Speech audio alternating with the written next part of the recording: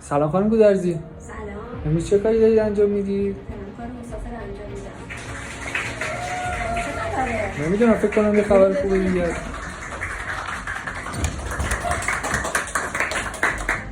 سلام، چی شده؟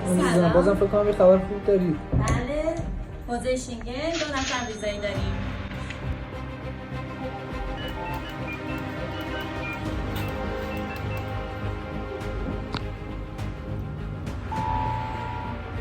خوش هستم خانم حسینی از سفر خوب.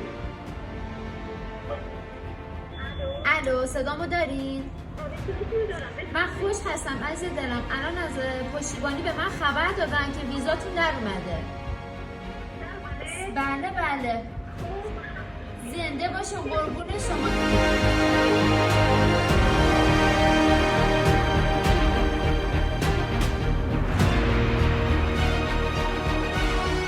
ما اجازه هست این فیلم رو در فضای مجازی ازش استفاده کنیم یا نه؟ مشکل نیست؟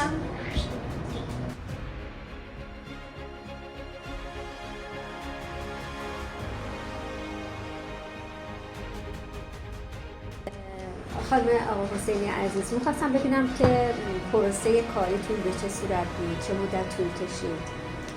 از زمانی که من اومدم خدمت شما، البته با سعی و تلاش شما، این پروسه از ابتدا برای سفارت اسلوانی یه چیز حدود 20 الی 25 روز زمان بود.